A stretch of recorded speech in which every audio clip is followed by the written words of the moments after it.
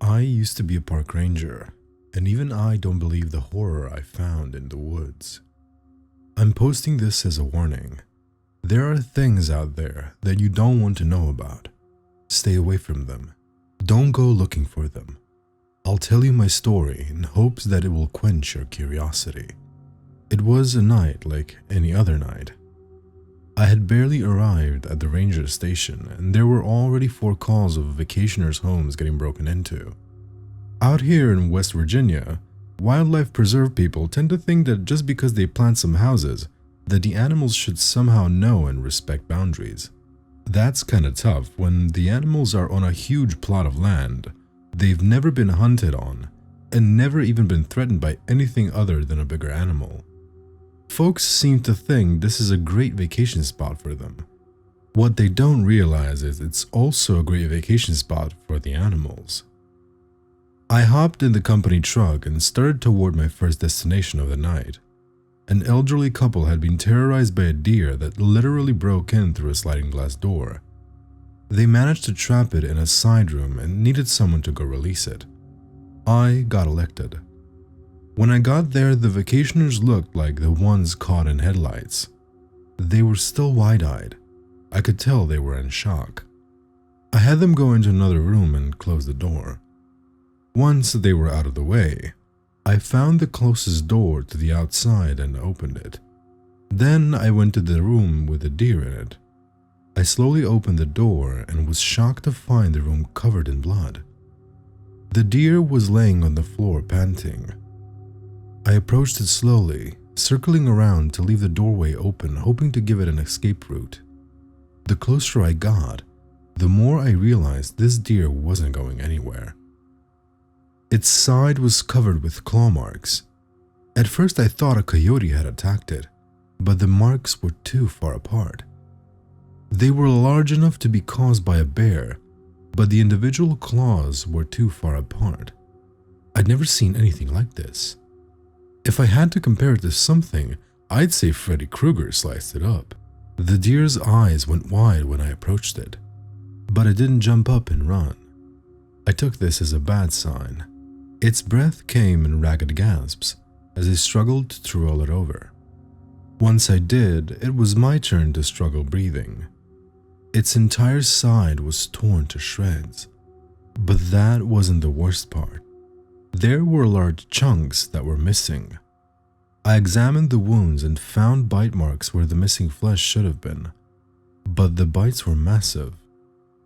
If I wouldn't have challenged the laws of nature as well as my own sanity, I would have said it was bitten by a shark. Blood poured out of the side and the deer struggled to draw breath.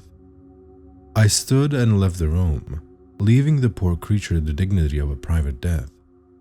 When I went back in, it was still. I took pictures with my cell phone and tried my best to carry the creature out without making more of a mess. After I got it loaded on the back of my truck, I went back inside and talked to the vacationers. When I opened the door to the room they were in, the woman's eyes grew wide and she started screaming. The man's eyes were the size of saucers as well. I approached them slowly with my arms outstretched to try to calm them down. It seemed to have the opposite effect. They started climbing the furniture and clawing at the walls to get away from me. I decided to back away and give them some room. "What's wrong?" I said. The man pointed a shaky finger at me. You're covered in blood," he said. "The deer got you," the woman said. "You've got rabies. Or worse," the man said, keeping his distance. I'm sorry, folks," I said. "This is the deer's blood." "You killed it just for breaking in?" the woman asked. "What? No, it was already injured. I just took it to my truck." The couple seemed to settle down and considered this. "So you don't have rabies?" the man asked slowly, looking me up and down. "Or anything else?" the woman said, hiding behind her husband. "No, ma'am. I'm fine." She took her turn eyeing me up and down. I assumed looking for wounds. Being satisfied, they asked the one question I didn't want to answer. "So, what killed the deer?" the man asked. "I really don't know." Having just gotten them calmed down, I didn't want to send them back into a panic. "It was probably just a coyote," I said. "A coyote?" the man asked, diving back into the pool of panic. "Or a bear?" I said, trying and failing to calm them. "A bear?" the woman asked, diving in after her husband. "You know, folks, you've had a traumatic night," I said. "I can't tell you what to do, but if I were you, I'd—" "We're leaving," the woman said, dragging her husband out of the room. "That sounds like a good idea." And then, like an idiot, I added, "I hope you enjoyed your stay." They either didn't hear me or ignored me. Either way, it wasn't long until I heard a car start, then roar away from the house. I went back into the room where the deer had been trapped and started working backwards from there, trying to find out what had happened. It wasn't hard to pick up the trail. It had been bleeding badly. Seeing the bites and claw marks made that fairly obvious. I tracked back through the kitchen and out the smashed glass door. Once outside, I turned on my flashlight. The trail was a little harder to follow, but not much.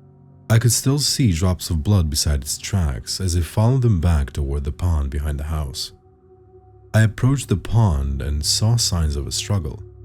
This must have been where the deer was attacked. There were other tracks in with the deers, but they didn't make sense to me. They were large, too large. Their shape was odd as well. If I had to call them anything, I would have called them duck prints, but massive. Larger than any duck by many times. A giant duck with shark teeth? I think I'll leave that out of my report, I thought. It suddenly struck me what the tracks were. It was a man with swim fins on his feet. But why? Why go to all the trouble to poach a deer when you can just knock it out with a tranquilizer gun? My mind sent me an answer, but I didn't like it. What if the man is a psychopath, just getting his kicks by killing an animal with his bare hands? I thought about the mental hospital in the neighboring county and wondered if one of the patients had taken an unsanctioned leave of absence and they were trying to keep it quiet. I didn't like that thought one bit.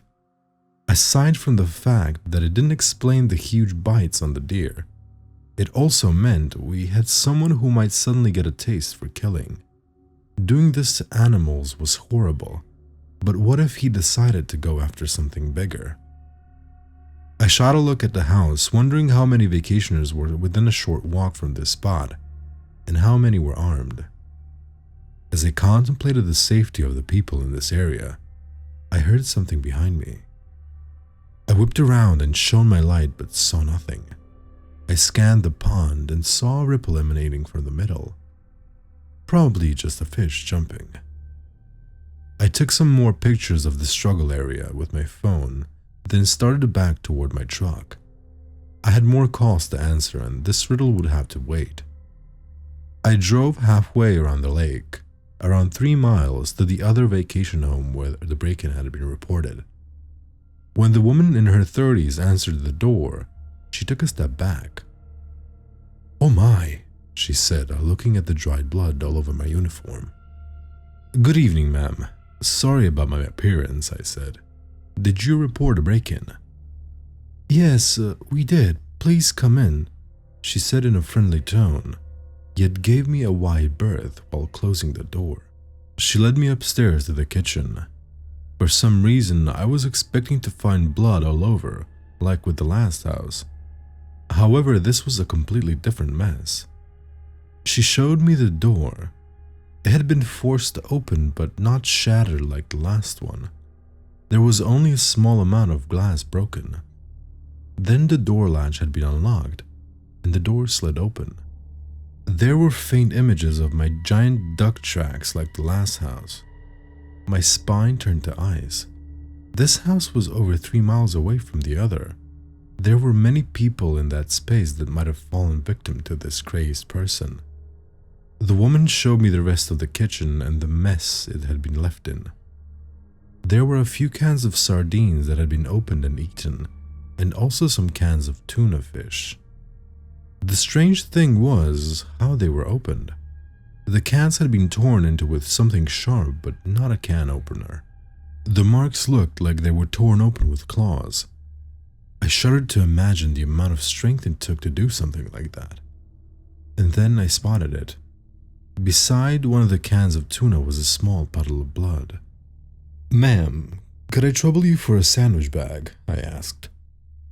She handed me one and I carefully tried to scrape as much blood into it as possible. I sealed it and put it in my pocket, then went out to the broken door. Behind the house, just like with most of these vacation houses, there was a pond. I traced the tracks back to it and they disappeared into the waterline. I shone my light over the water, but the only thing I saw was a stray turtle. I stared at it for a long time, as though it would give me a clue as to what was going on. "What should we do?" the woman asked, nearly scaring me half to death. I hadn't heard her follow me out the door and into the yard. "I'll send someone around to look at that door in the morning," I said. "In the meantime, it might not be a bad idea to sleep in a room that has a lock on the door. I'm sure they won't be back, but just in case." She didn't seem very comforted by that idea, but thanked me as I left. The next two reports were just teenagers breaking in and stealing beer. That was it. No bloody wildlife. No weird tracks. Just kids being kids. I went back to the station, changed out of my bloody uniform, and spent the rest of the night filling out reports on what had happened. When my shift was over and I passed on what had happened, I took a little trip to the neighboring county. I stopped in at the mental hospital and asked if they had any escapees lately. The nurse looked at me like I had asked her if she was wearing deodorant. "We don't have escapees," she said with obvious pride that showed as arrogance. I thanked her and left, feeling less than satisfied with her answer. Next, I stopped in at the local police department and asked one of my friends on the force if they could analyze the blood sample for me. I shared my thoughts that there might be an escapee from the mental hospital and that the blood sample might help us find who and track him down. It was well past noon until I got to bed. That night, when I got back to work, it was pandemonium. There had been more break-ins and people were starting to panic. The owner of the resort was frantic. People were canceling left and right and wanting their money back. When I walked in, he stormed his pudgy face right up to mine. "You told people to go home?" He fumed, glaring up at me. I merely suggested, "Do you want to pay their rental out of your salary?" "I work for the state, not you," I said. He turned a deeper shade of red. "Would you rather see people in body bags instead of animals?" I asked. "That wouldn't do much for business now, wouldn't it?" He turned fire engine red and stormed out mumbling, "We'll see." I investigated 5 break-ins that night. Only 2 of them were legit. The rest seemed like half-hearted attempts to stage a break-in so they could get out of paying for their rental. The 2 real ones shared the same characteristics as before, just enough of a broken window to open the door, the cans of whatever seafood was available. They even got shrimp out of the freezer. Everything about the way the intruder acted pointed to a person. All I needed to know was who. Again, I followed the tracks back to the nearby pond. I stood for a long time studying the surface of the water. I knew these ponds were all designed the same. A roughly 40-yard by 40-yard body of water, around 5 feet deep in the middle, stocked mostly with bluegill for catch and release fishing. Anyone using these ponds to hide would have to be holding their breath for inhuman periods of time. I stared at the surface for 20 minutes. If someone was out there, they had to have an invisible snorkel or an extra set of lungs. After my rounds of investigating and reporting, I decided to stick around and do a little extra investigating. I ran home, grabbed my swim trunks, mask, and snorkel, and went on to the site of the most recent break-in. I waded out into the water, unsure of what I would find when a snake slithered past me. I let it go and waded deep enough to where I could swim. I hovered at the level of the surface, dipping my mask underwater to get a glimpse of whatever there was to see. There wasn't much.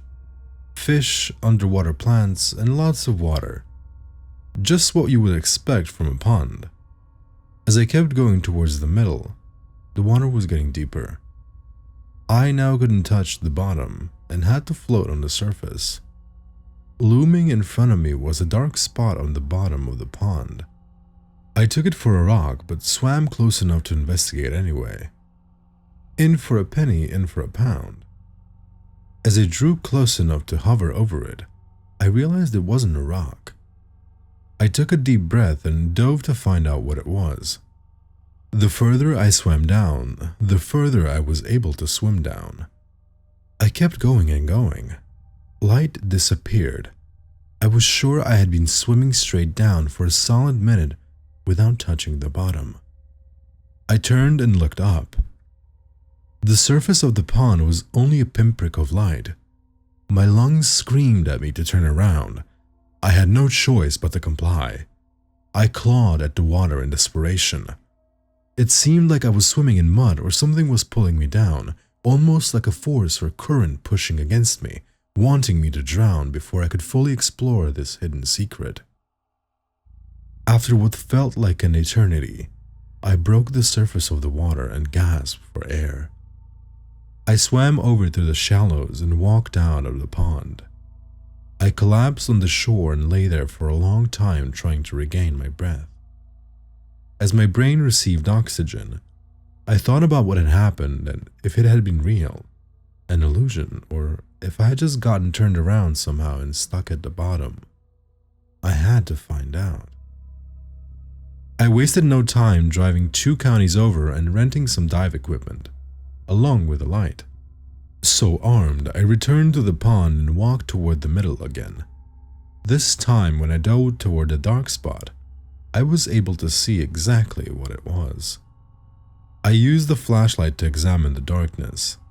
As I swam deeper, the sides closed in on me as if I was swimming down the gullet of some massive fish. I've never been claustrophobic before, but that was rapidly changing. I barely had any room to maneuver as the sides closed in. I contemplated turning around, but there was no room. I could feel myself start to panic. I had to focus to keep my breaths regular. I was very close to a panic attack when suddenly the tunnel opened up again. The sides grew further apart. I checked my watch and I had been under for 15 minutes. The sides of the tunnel had spread out so far they were barely visible and I could see a light ahead of me. I swam toward it, desperate to get out of this water. I broke through the surface and looked around. I was in the pond. Somehow I had gotten turned around and was back in the pond. I swam to the side until I could stand and walked out to the shore. Looking around, I made a startling discovery. I was in a pond, the same one as the break-in last night. Somehow there was a hidden tunnel between the 2 ponds. That's how the robber never gets caught. He just swims to the next pond slick as snot. No fuss, no muss. I now knew the how, but I needed to know more. As tempting as it was to swim back through the tunnel, I was still a little shaken and didn't want to risk an underwater panic attack. I walked back to my truck, took off the dive equipment, and drove back to the diver shop. I asked about frequent customers, especially for refilling tanks. They told me they had a few regulars that came in every weekend, but no one knew and no one who needed refilled more than once a week. I asked if there was any other dive shops in the area, and they told me the next closest one was over 100 miles away. I went home frustrated, It wasn't making sense. He would need air to swim back and forth through that tunnel, and that was his escape route. I was sure of it. I tried to sleep through the afternoon, but my mind wouldn't let me rest. I was working on the impossible puzzle of how the robber was getting air. I borrowed a couple of trail cams and set one up at each pond. I needed to see if he had some new tank system or something. I also wanted to identify him and shut him down fast. I made sure to stay away from those ponds that night so he would feel free to do his thing. In the morning, I gathered the cameras and took them home. I downloaded both memory cards before watching the video. Just as the second download was finished, my phone rang. "Hello?" I said. "Hey, John, it's Steve. I got the results from that blood you gave me the other day." "Great," I said, hitting the play button on my computer. "Were you able to get a match on any hospital records?" "Not exactly." "Why not?" I asked as a ghostly green image appeared on my computer. The image was blurred, but it was definitely the size of a man walking upright toward the camera. I clicked to the next slide and froze at what I saw. "Well, the thing is, the blood you gave me came back as reptile DNA." I registered the words he said in my mind, just like I registered the image on my computer screen, but I just couldn't place them in reality. "Are you there?" he said into the phone. "Yes, I'm sorry," I said. "Could you send me a copy of your findings to my office?" "Sure, no problem." "Thanks, I appreciate it. You really helped me figure this out." "Anytime," he said cheerfully before hanging up. I hadn't taken my eyes off the computer screen this whole time. No matter how long I stared at it, I couldn't make my mind acknowledge it as real. Standing there, large as life, was not a man in a wetsuit. It was a creature. I could see the wide mouth full of sharp teeth that looked exactly like the bites on the deer. I could see the webbed feet that looked like swim fins, only they had claws sticking out in front where toes would be. I saw the razor-sharp claws on its webbed hands. It was full-on nightmare staring me in the face. I sat back and thought for a long time. Then I printed copies of the images and put them in an envelope. I rushed to the station to share the information I had with my fellow rangers. As I was showing them, their faces ranged in emotions from shock to disbelief to outright mocking. As I was going through my investigation, the owner of the timeshares walked in. "What are we looking at?" he asked, eyeing me with contempt. "It seems like John has solved the case of the break-ins," one of the rangers said. The owner approached. He picked up the lab report and read it, then stared for a long time at the picture. "Do you know what it is?" he said absently.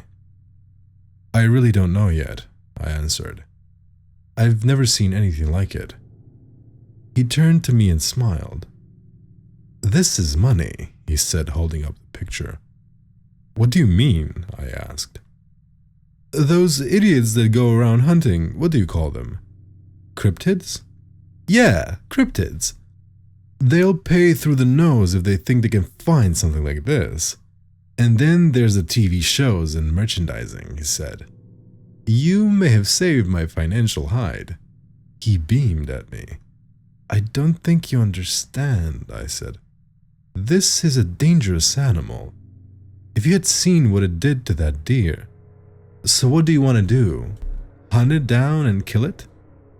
"Maybe not kill it, but definitely tranquilize it and take it to a secure location where it can't hurt anyone." "You dumb son of a bitch," he yelled. "I could make mint. I wouldn't even have to repair those houses. They would all rush in to investigate and leave piles of cash in my bank account. But what about the people? Who cares about the people? Throw them all out. I've got a chance of a lifetime beating down my front door, and you want to flush it down the toilet because you're scared someone might break a nail." He was breathing hard and staring up into my face. The air was charged with fury, his and mine, and then a sudden calm came over him. "Charles," he said, addressing the lead ranger, "isn't this a wildlife preserve?" "Yes, it is," Charles said warily. "And aren't the wildlife on this preserve protected from all tampering by the law?" "Well, I guess so," Charles answered. "What if those animals present a threat?" I asked Charles. "How many deer were killed by coyotes on this preserve last year?" the owner asked. "Dozens," Charles answered. "Were the coyotes removed from the preserve?" "No." The owner turned and shot me a triumphant look. "John," Charles said, "I know you have everyone's best interest in mind, but you're gonna have to let this go." I glared at him. "And what happens when this thing decides it likes to eat humans?" All the eyes in the room that had been on me suddenly found somewhere else to look. All but the owner. He was smiling from ear to ear. I think the pudgy little bastard was about to break into a happy dance. I searched the room for any support but found none. I pulled my badge off my shirt, quietly laid it on the desk and left. If that was the end of my story, I would say I had failed. I took my pension and rented out one of the houses on the preserve. The owner had leaked through social media that a cryptid had been spotted on the preserve. As he had guessed, the cryptid hunters and TV crews came in droves, renting everything in sight. My goal was different. I already knew it existed. I knew how it got around without being detected. I stayed at one of the break-in houses. Every night I took a huge tuna I had bought fresh that morning and laid it out beside the pond. I sat in the dark living room and watched the first night as it approached the fish with more caution than curiosity. After sniffing it for a long time, it grabbed it and dove for the pond. Each night after, I laid out a fish and the creature became less cautious. It was being fed and the media frenzy was starving. The hunters had found nothing. There were no sightings as long as I fed it. Everyone had their cameras set up. The few that roamed around left me alone when they saw someone in the house. I guess they thought I was another hunter and respected my privacy. As the number of sightings stayed at 0, they started turning on the owner, calling him a fraud. His reputation plummeted. After a week with no sightings, people started leaving. In desperation, he did the wrong thing. He hired an actor to dress in a creature suit and roam around. Of course, the hunters and shows saw right through this and destroyed what was left of his reputation. I had rented the house for 2 weeks. Between the rent and the fish, my money was running out. I had kept the people safe, but what would happen when I stopped feeding it? I had managed to clear out most of the people so they would be safe. But what about my fellow rangers? What would happen when it became desperate? When the starving creature no longer had houses full of food to break into? I had 3 more nights until I had to leave. I was out of money. The preserve had become a ghost town. As far as I knew, I was the only renter left. It was decision time.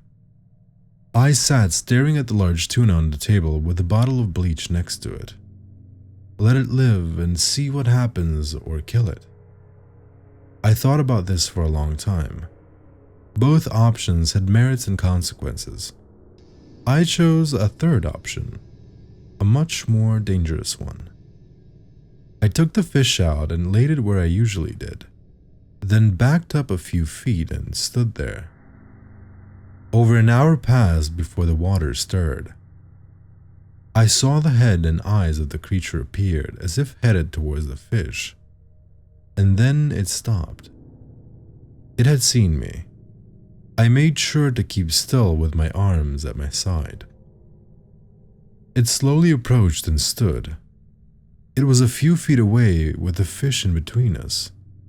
It studied me and sniffed the air, then became agitated. Perhaps it had smelled my scent before as a pursuer. It let out a soft hiss but bent down and took the fish, keeping its eyes on me the entire time. Then once it had its meal, it did the most incredible physical display I'd ever seen. It leaped 20 feet in the air and landed in a perfect dive right in the middle of the pond, leaving almost no splash.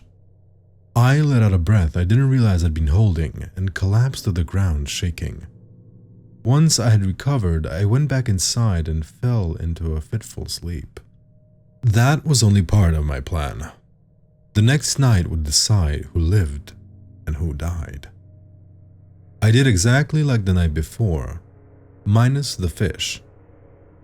The creature approached, stepped up to me and looked around for the fish. I showed it my empty hands. It sniffed at them and growled, having smelled the scent of fish. It looked at my hands and I wondered if it was going to bite them off as a substitute. It hissed at me and sniffed my face. I saw it flexing its claws the whole time. I stared into its face, those massive razor-sharp teeth, and swallowed hard. I did all I could to stay still, to show it I wasn't a threat. My heart hammered in my chest. It opened its jaws and showed me those horrible teeth. Its breath was a horrid stench I had never smelled and hoped to never again. I closed my eyes, not knowing if they would ever open. Seconds fell into minutes. I opened my eyes and I was alone. There wasn't even a ripple in the water. I sighed. My decision had been made. It had shown restraint, and I would too. I went back inside, packed and left. I could only hope and pray that the people that remained, including my former co-workers, would be safe. I went home and slept restlessly. In the morning, there was a report in the newspaper on a break-in at the wildlife preserve. They said the only thing that was taken were cans of tuna fish. I smiled ruefully and wondered how long it would stay that way.